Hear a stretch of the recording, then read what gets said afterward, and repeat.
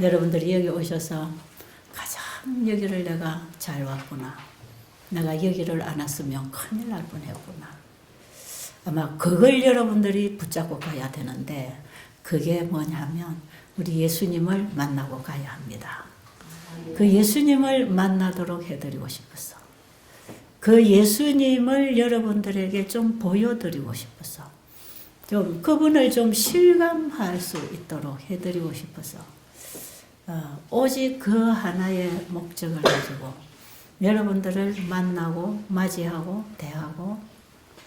대화하고 이런 일과 스케줄을 만들고 있다는 거 여러분들이 그 사실을 좀 아시고 그렇다면 과연 이 베델 수양은 하나님의 집이라고 하는 하늘문 하늘과 땅을 연결시키는 예수 그리스도를 통해서 여기가 하나님의 집이 되었다는 거죠. 그게 죄로 인해서 하늘과 땅이 분리된 것을 예수 그리스도를 통해서 연결시켜는 그래서 예수님이 사닥다리 역할을 하시는 거죠. 땅에서부터 닿은 사닥다리가 하늘까지 닿은 그래서 그 사닥다리로 우리를 돕는 천사들이 왕래하고 있고 그 다음에 하나님의 약속이 우리를 통해서 이루어지도록 하나님의 큰 섭리하신 뜻이 예수님을 만나는 사람들을 통해서 이루어질 것입니다. 그 예수님을 이 땅에 보내주셨죠. 예수 그리스도는 우리가 하나님을 만나도록 사닥다리로 이 땅에 오신 것이에요. 그 예수 그리스도가 이 땅에 오시지 않았더라면 이 지구는 하나님과 영원히 분리되어서 분리라고 하는 것은 이것은 사망을 얘기하는 것입니다. 죄인은 하나님 앞에 도무지 설 수 없는 살 수 없는 죄는 하나님의 진노를 가져오기 때문에 죄는 하나님의 사랑과 섞일 수 없어요. 사랑은 순수하기 때문에 죄가 섞일 수 없기 때문에 죄인은 하나님과 합할 수가 없어요. 그래서 죄지은 우리 인간에게 하나님이 속죄 제물이신 예수 그리스도를 보내주셨어요. 그래서 다시 예수님을 통해서 그분이 우리 마음에 좌정하시기를 바라지요. 그래서 원래 하나님과 우리가 하나 되었던 우리를 다시 화목하게 해주시는 화목 제물로서 예수님이 이 땅에 보내지신 바 되었고 우리가 그 예수님을 마음에 영접할 때 하나님과 하나 됩니다. 영생이 시작되는 거지요. 이 놀라운 구원 얘기 아닙니까? 근데 저는 어려서부터 이 교회를 다녔지만 그 예수님 사랑이 제 가슴에 와닿지 않았어요. 7살 때부터 교회 다녔습니다. 저희 부모님들은 참 미신, 불교 그냥 절에다가 이름 올려놓고 매 4월 초팔 되면 갖다 시주 바치고 빌고 절하고 오고 집에서는 날마다 그 미신적인 그런 거 지키면서 참 미신 신앙에 젖어 있는 이런 가정에서 제가 특히 친구 따라 유치 시절에 교회 다닌 게 그게 첫걸음이 돼서 딱 지금 60년 이상 됐네. 딱 60년. 이 세월을 제가 줄곧 교회하고 연결된 제 인생이 펼쳐지게 됐고요. 그러면서 제가 교회를 열심히 다니기는 했지만 예수님이 나에게 어떤 분인가는 잘 몰랐습니다. 그냥 하나님이 세상을 이처럼 사랑하사 독생자를 주셨으니 그래 예수를 믿으면 구원받지. 예수 믿으니까 교회 다니지. 예수 믿으니까 기도도 하지. 근데 알고 보면 내가 기도도 진짜 내 기도를 들으시는 그분 정말 내가 그분을 알고 기도했는가. 어제 우리 저 서울에서 오신 한 분 자매님이 오셔서 그런 얘기 하시대요. 자신이 기도할 대상을 알게 됐다. 그걸 잘 몰라서 저분도 옛날 저처럼 많이 헤맨 것 같아요. 내가 기도할 대상, 내 기도를 들어주실 분, 기도할 분을 내가 알게 됐다. 거기에서 내가 얼마나 마음에 위안이 되고 평안이 있었는지 모른다. 그런 얘기를 이제 잠깐 나눈 것 같아요. 예, 우리가 기도할 때에 그 기도를 들으시는 분이 어떤 분인지를 알면 어떻게 기도해야 되는지도 아는 것이고 그분에게 얘기했다면 그분이 응답해 주실 것도 믿는 것 아니겠어요. 근데 제가 교회를 다녔지만 정말 그런 하나님을 못 만나고 교회를 다닌 것 같아요. 그걸 한 30년 이상을 그렇게 교회를 다니는 신앙을 했습니다. 교회를 믿었는지 모릅니다. 목사님 말씀을 믿었는지 모릅니다. 성경을 개인적으로 연구하지 못하고 개인적으로 깨달음이 없고 성경 속에서 말씀하시는 그 예수님을 제가 믿음으로 영접하는 경험이 일어나지 않았기 때문에 모든 게 다 형식이고 이론이었습니다. 마치 이런 거였어요. 어느 목사님 가정에서 아침 저녁 가정 예배를 드리는데 그 가정에서 키우는 강아지가 이 가족들이 성경책을 갖다 놓고 찬미를 갖다 놓고 이제 모여서 무릎 꿇고 앉아서 예배를 시작하면 이 강아지도 이따가 쪼르르 와가지고 거기 딱 앉아가지고 이제 같이 막 노래도 부르고 기도하라 그러면 손도 이렇게 모을 줄 알고 막 노래하면 소리도 낼 줄 알고 강아지가 언제든지 가족 예배에 참여를 한다는 거예요. 어느 목사님 설교하시면서 그런 설교하시더라고. 그래서 우리 집에는 강아지도 예배 드린다. 강아지 전도한 겁니까? 목사님 가정에는 강아지도 전도합니까? 우리 집 강아지가 예배 드린다고. 그런 말씀을 하셨어요. 그 제가 옛날에는 그게 참 호감이 갔어요. 아, 그래. 목사님 가정에는 강아지도 예배를 드리고 있구나. 근데 우리는 왜 사람인데 하나님께 예배도 안 드리고 이러고 살지? 아, 예배를 드려야 되겠구나. 그런 생각을 옛날에 그런 설교를 들으면서 제가 한 적이 있습니다.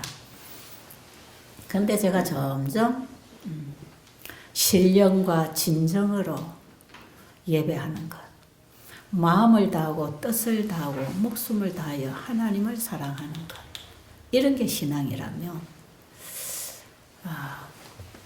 제가 이런 참된 신앙의 본질을 깨달은 이후에 제가 이제 예수님을 정말 만나는 그 경험을 한 이후에 이런 사실을 깨닫게 됐는데요. 이 사실을 딱 깨닫고 보니까 내가 그동안 30여 년간 정말 교회를 다니고 뭐 가정에서 예배를 드리고 뭐 때로는 설교도 하고 가르치고 이렇게 했는데 그 목사님 댁에 강아지가 목사님 따라서 흉내낸 예배, 그거하고 다를 바가 없구나, 그런 생각을 하게 됐어요. 왜냐하면요, 알고 보니까요, 짐승들은 신앙을 할 수 있는 두뇌가 없습니다. 그런 게 없어요. 제가 지난번에도 그 얘기했잖아요. 이 신앙적인 부분은 없습니다. 신앙을 하는 게 없단 말이에요. 그러니까 뭐합니까? 따라합니다. 따라. 짐승도 길들이면 잘 따라합니다. 앵무새가 사람 소리 내지요? 여러분, 짐승들 교육 잘 시키면요, 참 기가 막히게 잘 따라합니다. 강아지도 훈련시켜 보세요. 근데요, 저는 그 당시 제가 예수님을 만나는 그 당시에 제가 깨닫기를, 내가 그동안에 이 하나님 말씀으로 예수님으로 길들여졌구나. 습관적으로 길들여졌구나. 아침에 일어나면 기도를 하는데 누구한테 어떻게 하는지도 모르고 그냥 하나님 아버지 오늘도 잘 보호해달라 또 기도하지요. 밥 먹을 때도 기도하지요. 또 때때로 가족들이 예배 드리고 아침 기도 드려오니 또 예배 드리고 기도하지요. 교회 가면은 앉아서 그냥 찬양 부르고 기도하자면 기도하고 설교해주면 감동받고, 교회 가서 애들 데려가서 조용조용히 예배 얌전하게 잘 드리고 집에 오면 제대로 경건한 그리스도인처럼 가정처럼 되어 있는 거죠. 그게 1년, 2년, 10년, 20년, 30년 그런 생활. 날마다 교회 가서 듣고 배운 대로 흉내내고 다니는 신앙. 그 목사님 가정에 강아지가 함께 예배드리는 것 같다. 진정한 우리의 마음과 하나님의 마음이 영으로 교통하거나 그 사랑을 깨닫고 감사하거나 그분에게 충성하고 헌신하거나 이런 가슴에서 일어나는 변화가 전혀 없는 그런 신앙생활. 이 영적인 기능이 하나도 작동되지 않은, 영감이 오지 않은, 영적 깨달음이 없는, 진리를 하나도 알지 못하는, 예수님의 사랑이 뭔지도 진수성찬을 차려놓고 그 음식에 대해서 열심히 영양학적으로 설명을 들어가지고 성경을 펴놓고 이 성경의 생명에 관해서 얼마나 설교 많이 들었는지 몰라요. 진수성찬 차려놓은 앞에서 그냥 영양학적으로 영양적으로 설명은 듣고 냄새는 맡았는지 모르지만 이 음식이 내 입에 들어오지 않아서 그 음식의 맛을 모르고 그 음식이 주는 영양소의 힘을 얻지 못해서 굶어서 굶주려서 정말 힘을 잃어가는 그런 상태. 이런 죽어있는 영적 상태. 그러면서 열심히 보고 또 냄새는 맡고 다녔는지 모르겠어요. 그런 신앙을 제가 너무나 오랫동안 해온 것 같아요. 여러분은 어떠신지 한번 이쯤 오셔서 한번 점검해 보실 필요가 있습니다. 저는 그게 잘못된 줄 몰랐습니다. 그만 신앙은 그리 하는 건 줄 알았습니다.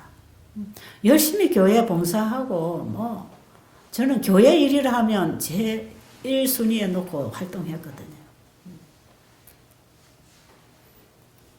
아이들 토요일 되면 학교도 안 보냈죠. 아이들 데리고 교회 가야 되고요. 교회에서 하라는 거는 거의 제가 별로 빠짐없이 거의 다 하니까 참 열심히 믿는 사람이었지요. 열심히.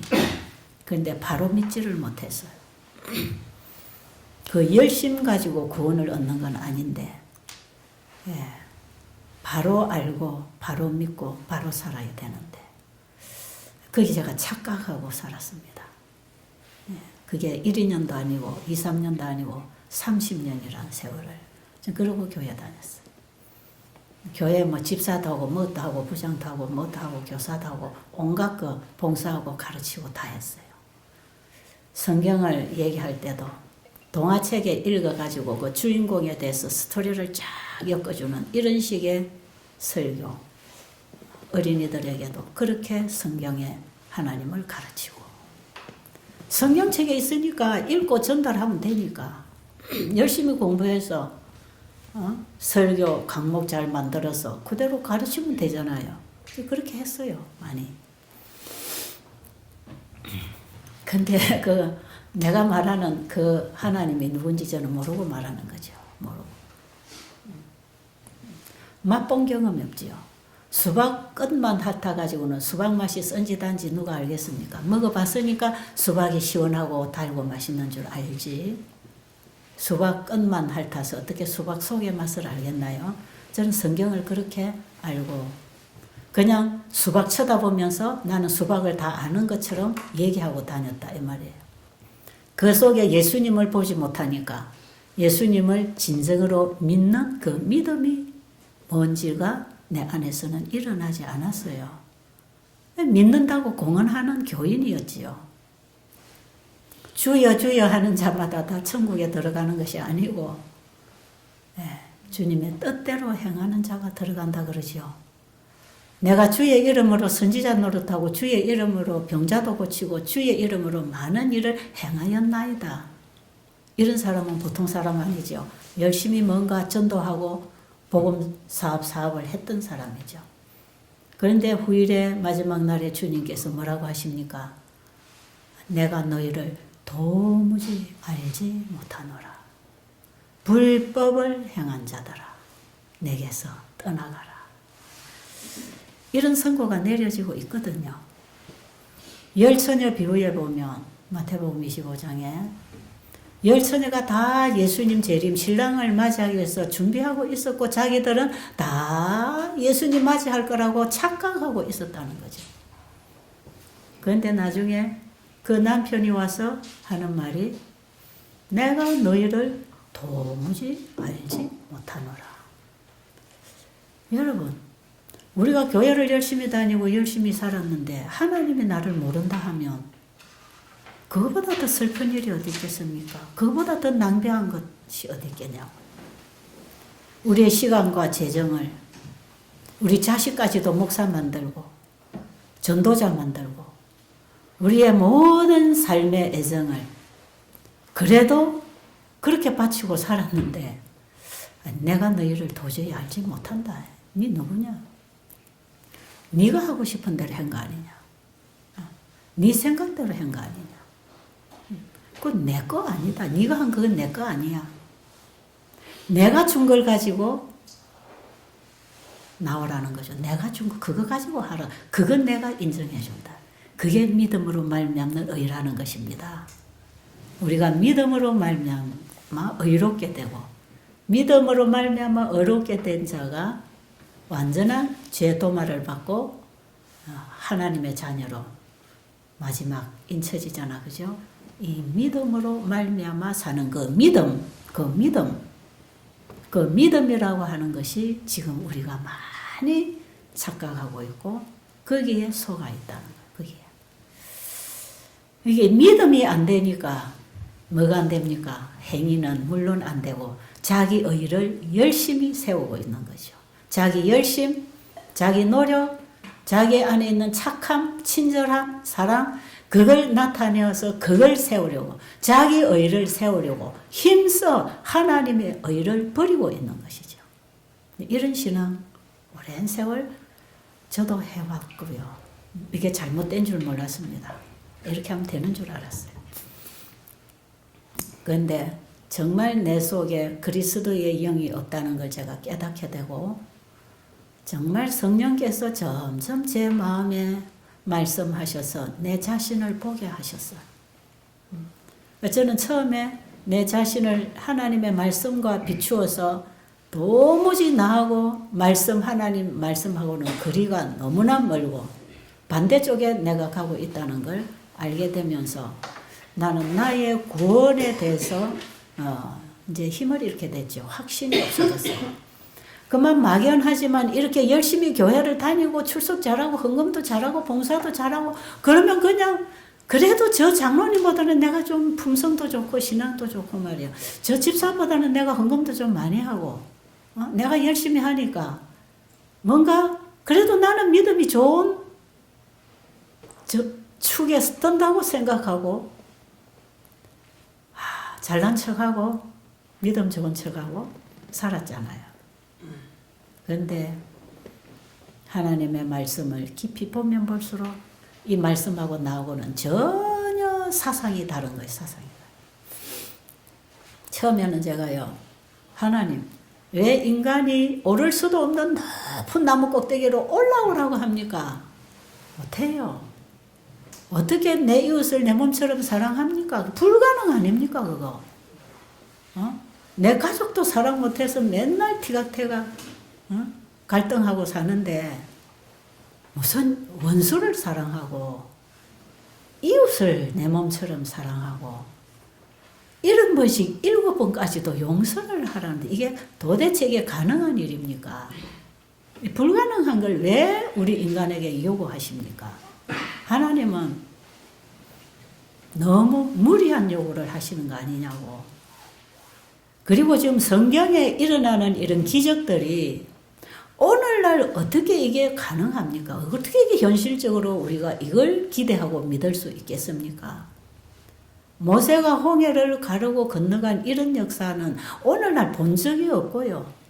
베드로가 무리를 걸은 이런 것도 본 적이 없고요. 중풍병자가 일어나라 했더니 일어나는 일도 본 적이 없고요. 문둥병자에게 깨끗하라 해서 깨끗해진 것도 본 적이 없고요. 도대체 성경이라고 하는 이 책에 있는 내용하고 오늘날 우리의 신앙생활하고 이게 어떤 관계가 있으며 이걸 우리가 어떻게 믿어야 되고 어떻게 우리가 이걸 할 수 있는 것입니까? 우리가 자꾸 하라고 하는데 어떻게 이걸 할 수 있는 것입니까? 여러분은 이런 고민 안 해봤습니까? 저는 이런 문제를 놓고 많이 투쟁했습니다. 안 되는 거다, 이거는.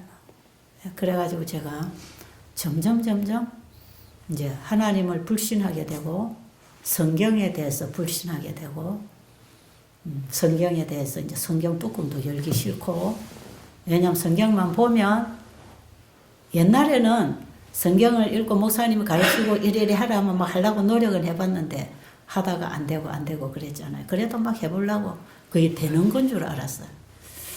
그래서 해보려고 했는데, 끝까지 안 돼요. 30년을 교회를 다녔으니까 제가 행위신앙을 할 대로 열심히 다 해본 거 아니겠어요?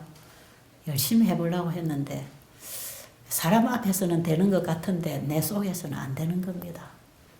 교회 헌금 작정을 하면 헌금을 좀 많이 작정을 해요.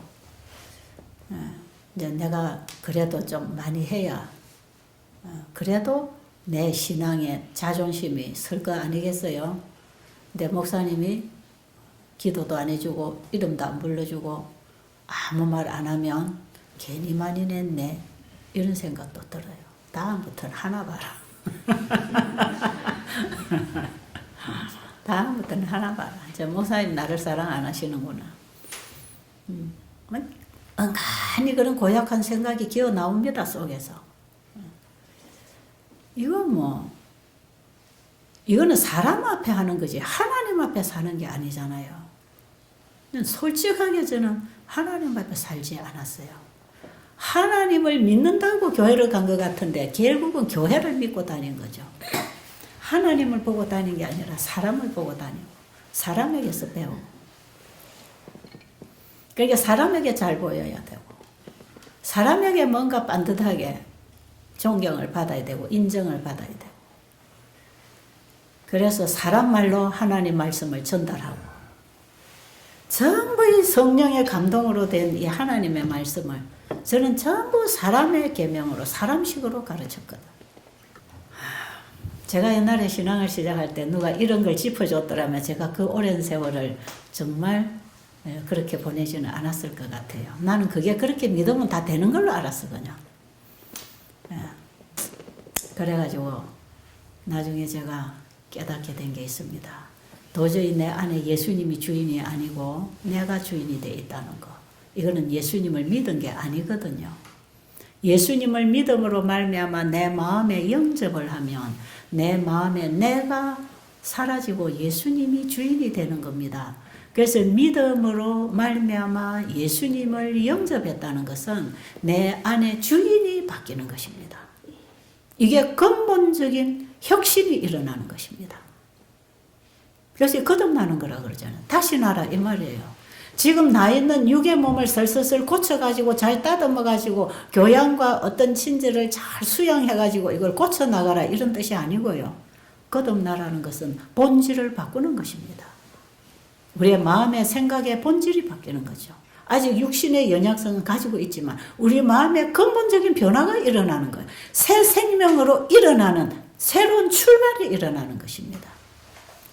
이거는 우리 인간 안에 있는 것을 개발시켜야 되는 게 아니라 하늘로부터 위로부터 예수 그리스도를 통하여 새로운 생명, 새 생명, 신성의 생명을 받는 것을 의미합니다. 이게 성령으로, 물과 성령으로 거듭나라고 예수님이 요한복음 3장에서 니고데모에게 말씀하신 것처럼 거듭난다. 이것은 우리의 마음의 근본적인 혁신이 일어나는 거죠. 이 경험에 들어가야 영생을 얻는다는 것입니다. 요한복음 3장 16절은 어디서부터 내려온 결론이냐 하면요. 요한복음 3장 1절부터 예수님과 니고데모 사이에 대화가 흘러내려와서 16절에서 결론입니다. 그게. 그런데 우리는 요한복음 3장 16절만 똑 떼가지고 하나님이 세상을 이처럼 사랑하사 독생자를 주셨으니 저를 믿으며 영생을 얻으리라. 나는 예수 믿는다. 예, 믿겠습니다. 그리고 사람 앞에 결심하고 교회 다닌다. 뭐 세례나 침례나 받았다. 여러분 그런 게 아니고요. 요한복음 3장 1절부터 니고데모하고 예수님하고의 그 대화를 가만히 가만히 잘 들어보세요. 그 당시 니고데모는요, 유대인 중에 바리새인 중에도 바리새인. 바리새인이라는 사람은 어떤 사람인지 아세요? 하나님의 계명을 수백 가지, 600 몇 가지로 이렇게 분해를 시켜가지고 그걸 철저하게 지켜야 받는 자격이 바리새인입니다. 완전 율법주의. 율법을 철저히 지키는 사람. 그리고 율법도 지키고 또 가르치고 본을 보여야 되지 않겠어요? 성경을 가르치는 선생이단 말이에요. 이런 사람이, 그리고 이 니고데모 같은 사람은 다른 바리새인이나 서기관들 중에서도 상당히 영적인 사람이고 겸손한 사람이에요. 교회에서나 사회에서나 덕망이 있는 사람이고 그 시대에 정말 사람들에게 존경받는 지도자급에 속한 사람입니다. 관직에 있었다 그러잖아요. 국회의원 자리에서 일했다는 거죠. 그러니까 이 니고데모는 사회적으로나 교회적으로나 별로 흠이 없는 가정적으로나 그러니까 바리새인이 됐죠. 그리고 관직에도 올랐고요. 사람들에게 칭송을 받는 사람이고요. 이 정도 잘 믿으면 됐잖아요.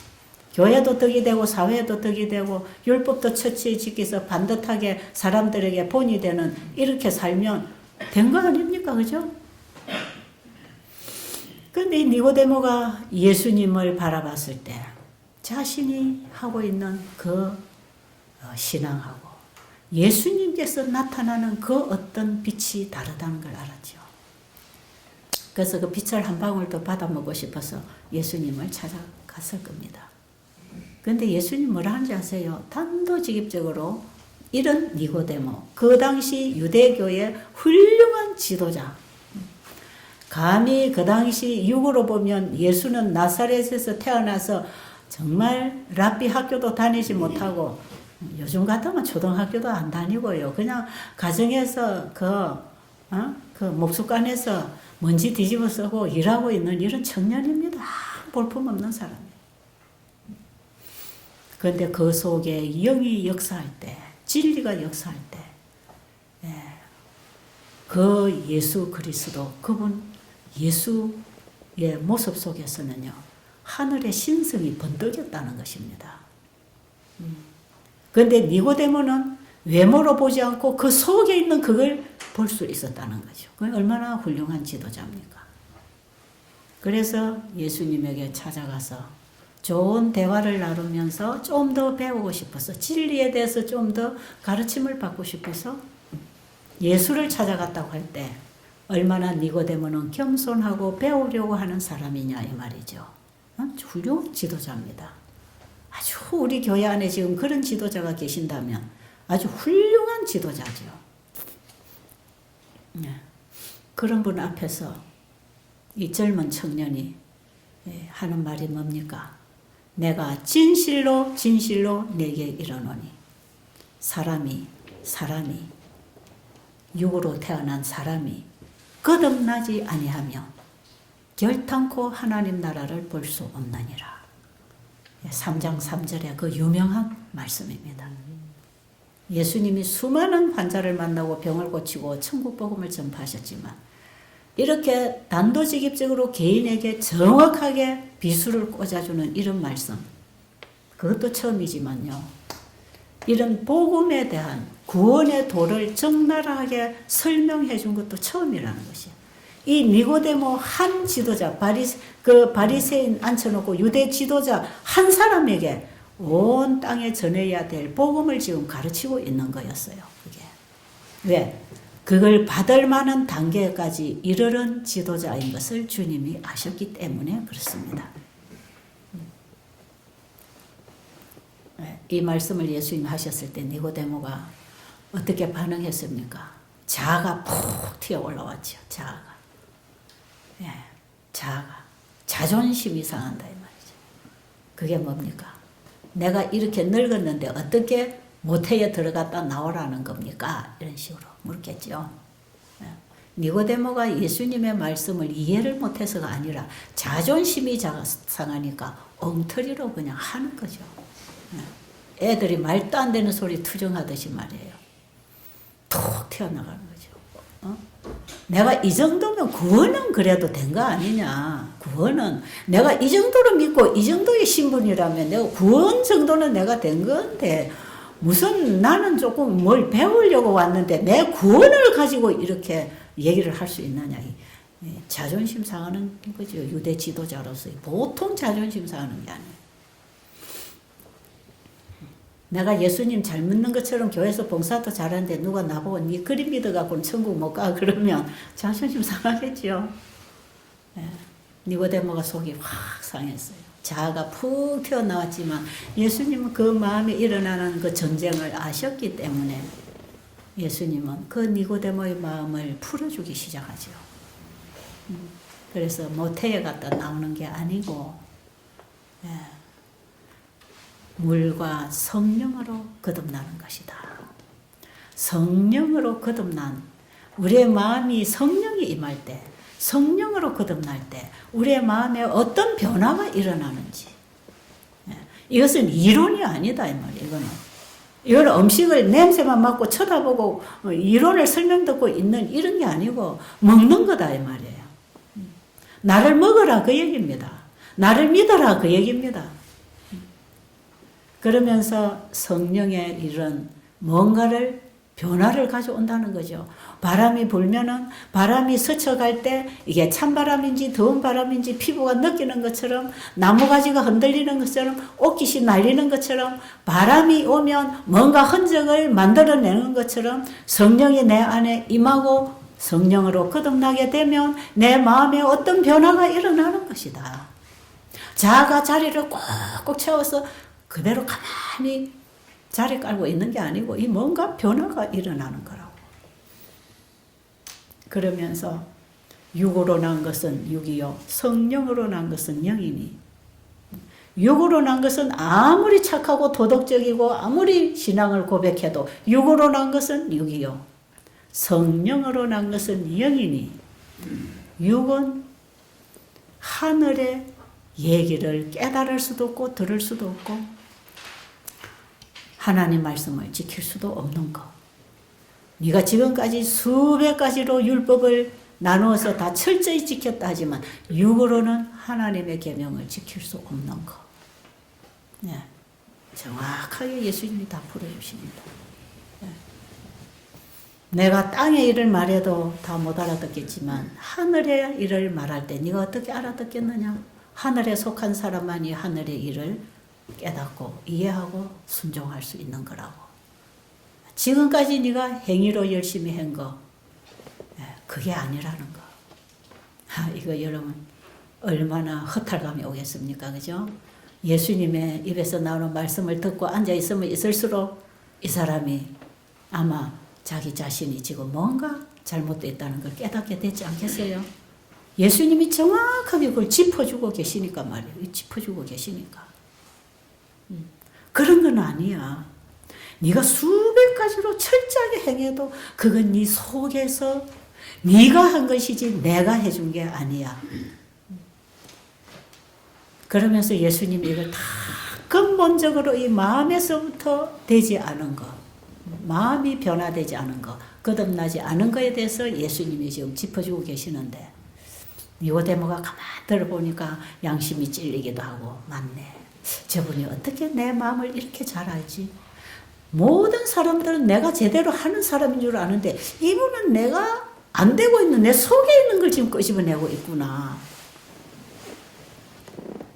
그러면서 이 니고데모는 조금 수줍어지고 주눅이 들기 시작하고 그러면서도 포기할 수 없는 그분으로부터 오는 그 강렬한 빛이 자기도 그걸 받고 싶은 그런 간절한 심령이 생긴 거예요. 그러면서 니고데모가 뭐라고 합니까? 여러분 나중에 숙소에 가서 요한복음 3장 1절부터 마지막 절까지 깊이 한번 읽으면서 니고데모와 예수님과의 그 대화에 대해서 여러분이 좀 깊이 생각하면서 읽게 되기를 바랍니다. 그 니고데모가 어떻게 이런 일이 있을 수 있나이까? 이렇게 묻는 거예요. 그거는 마음이 이제 갈등 속에서 갈등 속에 전쟁이 자아하고의 그 예수님의 직설적으로 하시는 그 말씀과 이 자아와의 전쟁에서 좀 뚱딴지 같은 소리를 했지만 예수님 설명을 듣고 보니까 아, 맞네. 솔직해지는 거죠. 예, 그렇군요. 그럼 어떻게 그렇게 될 수 있습니까? 그럴 때에 예수님께서 네가 유대인의 선생으로서 그런 것도 아직 모르느냐? 이렇게 또 이거는 지도자에게만 해주실 수 있는 얘기입니다, 여러분. 철저하게 깨져야 되니까요. 지도자라고 하는 자아가 아직도 있기 때문에 네가 성경을 가르치고 복음을 전한다는 네가 그걸 모르느냐? 그걸 네가 반드시 알아야 바로 가르칠 텐데 네가 선생으로서 그것도 모르고 가르쳤느냐? 이런 말씀이죠.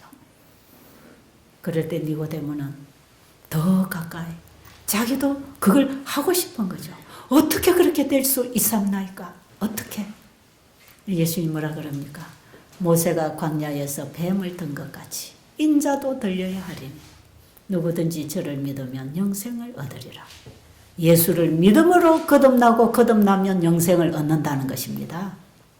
그 다음 절에 나오는 게 16절입니다.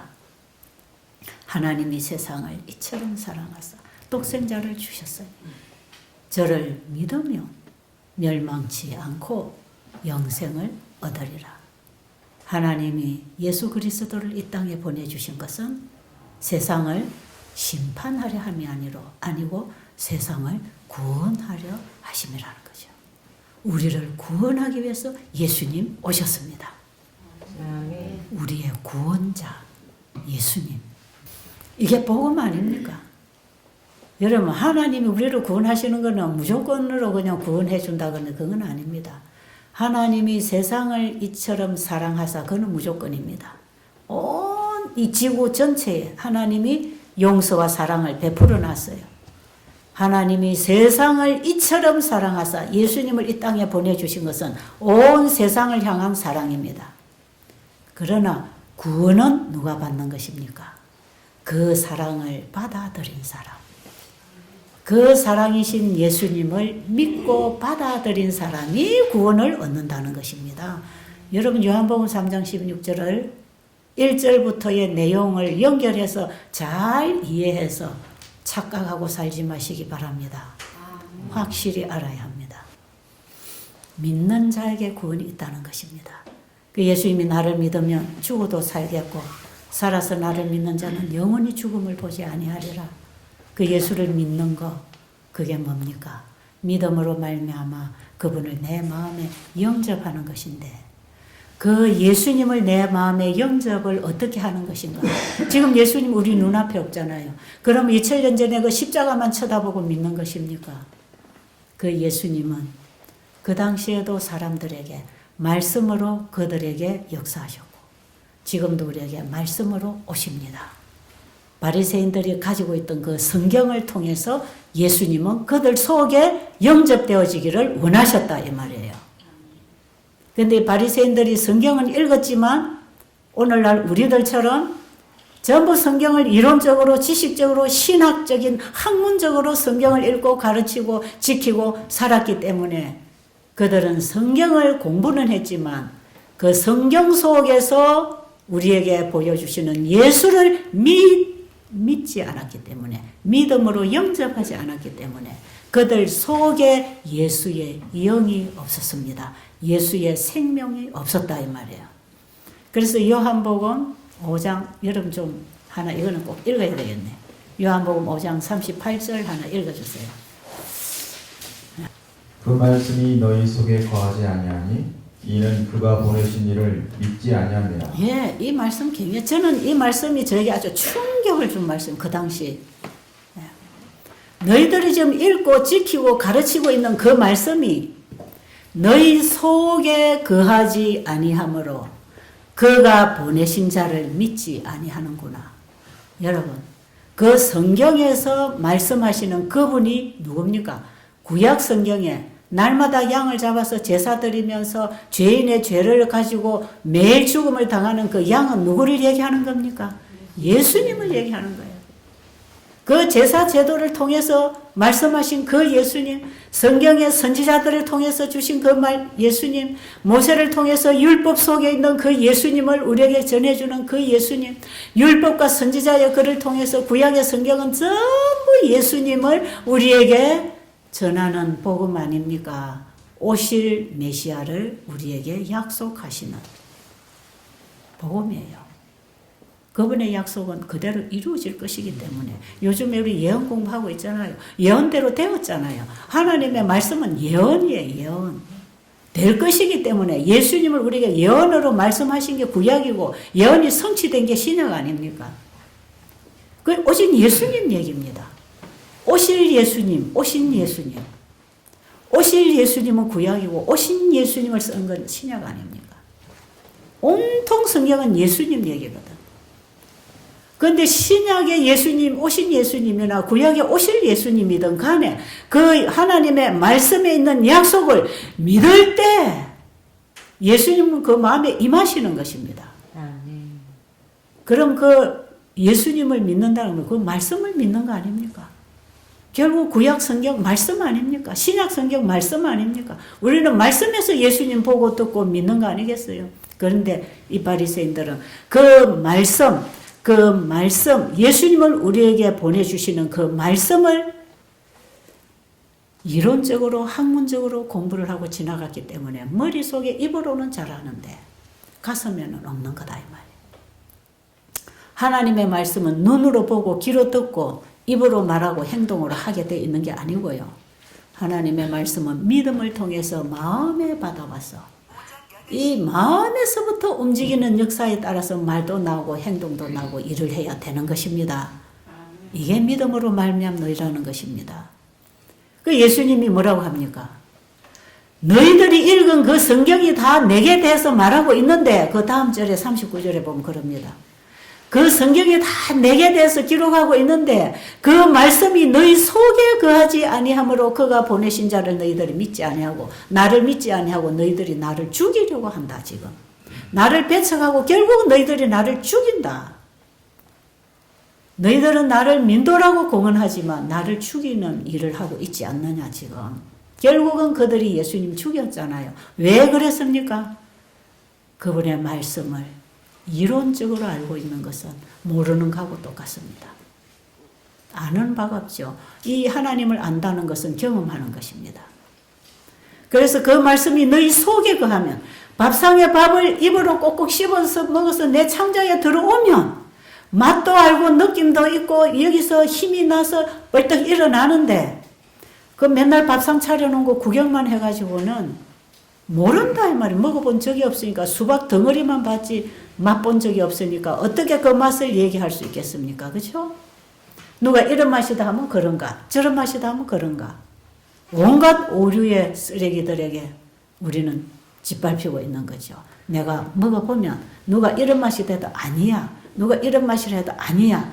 바로 수박은 이런 거야. 이런 맛이 있고 안에 잘라보면 색깔은 이렇고 물은 이렇고 맛은 어쩌고 먹어보면 시원하고 힘이 나고 여러분 그걸 얘기할 수 있어야 되는 거 아니겠어요?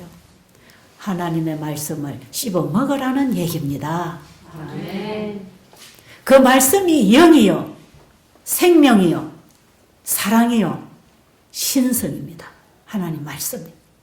그래서 예수님이 요한복음 6장에 보면 내 살을 먹고 내 피를 마시는 자는 영생을 가졌고 예수님을 먹으라는 거예요. 그러면서 6장 63절에 가면 내가 너에게 이르는 말이 영이요 생명이다. 예수님이 나를 씹어먹고 나를 마시는 것은 바로 내 말을 네가 받아먹는 걸 의미하는 거다. 우리는 하나님의 말씀을 우리 마음속에 받아서 마음이라는 창자에 하나님 말씀이 들어오면 이것이 소화가 되면 우리의 영과 혼과 몸이 관절과 골수가 재창조를 받는 것입니다. 하나님의 말씀은 살아있고 운동력이 있어서 히브리 4장 12절에 보면 우리의 영과 혼과 및 관절과 골수를 찔러 쪼개고 생각과 뜻을 감찰해서 우리를 바로 세워주는 그 일을 내가 하는 게 아니라 누가 한다고요? 말씀이 내 속에 들어와서 하겠다 이 말이에요. 그 말씀이 오늘날 예수님이 말씀을 통해서 우리에게 임하십니다. 그래서 내가 행하는 게 아니고 그 말씀이 내 속에 들어와서 내 정신적이고 영적이고 육체적인 부분을 만져서 가르쳐서 힘을 줄 때 내가 행할 수 있는 그게 율법에 순종하는 것입니다. 이게 계명을 지킨다는 얘기입니다. 이게 믿음으로 말미암아 이루어진 참된 사랑이요 의다. 성경은 이 의를 우리에게 가르쳐 주는 것입니다. 우리의 신앙은 내 자신을 포기하고 그분을 받아들이기 위해서 우리는 말씀 앞에서 이 말씀을 우리가 믿음으로 받아 씹어 먹는 경험. 그 경험을 통해서 우리가 예수님 만나는 것이에요. 자, 그러니까 여러분 여기 계시면서 그 예수님 만나는 경험을 좀 하고 가시도록 이 말씀과 여러분이 좀 가까이 있도록 가슴을 열고 말씀을 받게 되기를 간절히 바랍니다.